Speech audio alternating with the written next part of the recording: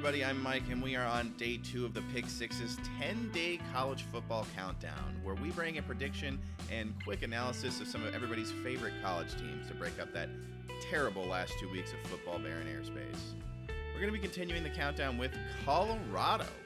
This team is coming off of one of the best performances in recent memory at 9-4, so the vibes are pretty good. They would be immaculate, of course, if they weren't losing their 2 most impactful players in recent team history from last year to this, in Shedeur Sanders and Travis Hunter, as well as LeJohntay West and Will Shepard and co., as well as many more departing players and transfers. While the situation isn't as dire as the last team we covered in Oregon, I'm sure most fans are asking themselves, what now? Well, at the most important position of quarterback, they're looking pretty dang good with one of my personal favorites, Kaidon Salter, in competition with freshman Julian Lewis. I can't see Salter not winning this one due to just sheer experience at the college level, but the fact that they were able to secure Lewis for their longevity has to make long-term fans happy for that stability. Now, to delve into the rest of the 2025-2026 roster for a bit, let's start with the back end with Michael Welch, the 3-star former recruit.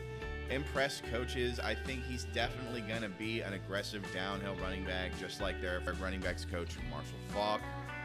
They're going to have the 3 wide receivers in Draylon Miller, Joseph Williams, and Isaiah Hards to replace the old guard, and Zach Atkins at tight end, a nice little dual threat from Northwest Missouri State, looking to take the next step here.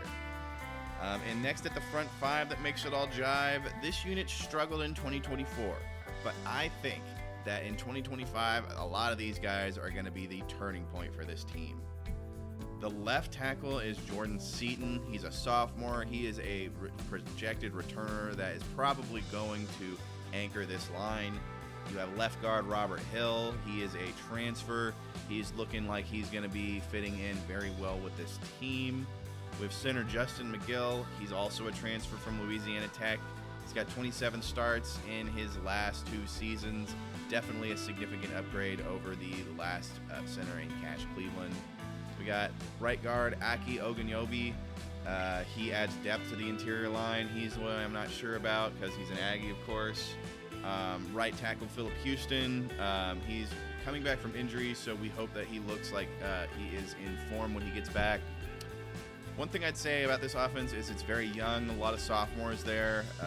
They have a lot of added responsibility with a lot of the guys leaving. They're going to have to learn to adapt. A lot of transfers.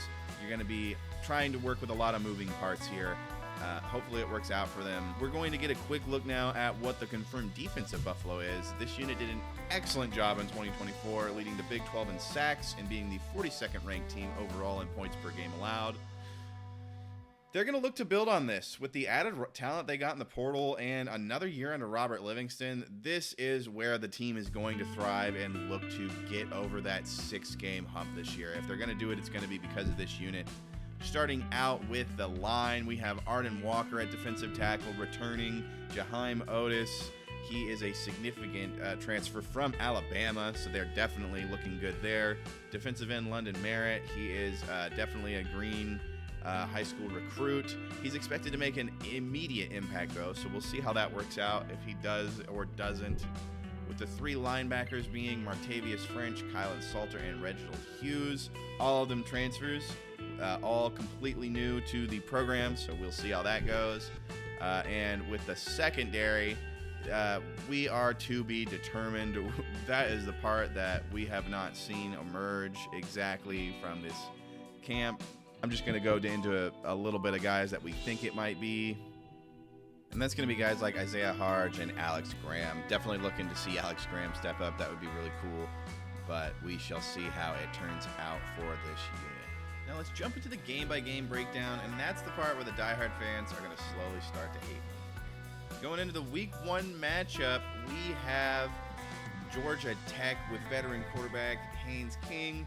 Definitely going to be a tough opener, but I believe Colorado comes out swinging, gets the fans real hype, and wins this game pretty handily. As much as Georgia Tech has been an improving program, it's definitely going to be a close one, but they pull out the win. Week 2 against Delaware, it's an FCS team. I see them walking right on past them, especially with the amount of talent on this roster.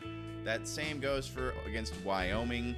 I don't think Wyoming has what it takes to hang with Colorado. They win handily in week 4. Oklahoma State, as much as I love their fire uniforms, I do not think they have what it takes to hang with Colorado. Despite the amount of talent that this team constantly gets on their roster, they have disappointed. So I think they start the season out 4-0, leading into the BYU matchup where they are just not going to be able to pull this off. It might be close in the first half, but I think BYU just runs away with it, and the score ends up being decided. BYU's coming off a 10-2 season and a handy bowl win. I think they're looking for the next step. Their defense is ridiculously strong. I think they are what Colorado wants to be, but on steroids. In week 6, we have Colorado versus Houston. As much as I hate to go against a Willie Fritz-led team in Houston, I think the solid defense under Robert Livingston is going to just beat down this Houston team, and the Colorado Buffalo is going to win this matchup. That's going to lead us to their matchup against TCU, though, where they're going to start on a bit of a slide that's going to continue.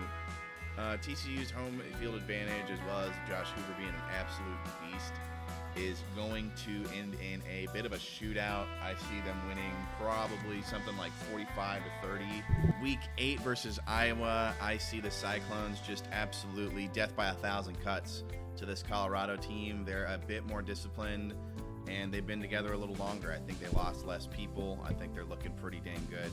That'll bring them to 5-3 after week 8. In week 9 against Utah, they are going to lose a heartbreaker with Utah rebounding, and I know that Colorado humiliated them last year with the 49-24 win, but I see Utah coming for revenge this year. Next, we have the matchup versus West Virginia. This is where I think they stop the slide. They are going to take a win and get to 6-4, ending the long road trip with a win. Then they are going to play Arizona in their own court in week 11. After stopping the slide, they are going to lose to the Arizona Wildcats. I think this Arizona team is going to get a weird upset at home. I don't know. I'm just feeling it. I have one weird upset in my brain every year. We'll see how it goes. And then continuing, the second slide is against Arizona State in week 12. I think they lose to the former Big 12 champion. With Sam Leavitt and Jordan Tyson get back, I think Colorado's just a little bit outmatched as far as star player game, and they're going to end up losing this one pretty handily to the Sun Devils. They're going to end the season against the Kansas State Wildcats. Kansas State is looking pretty good with quarterback Avery Johnson and a strong defense.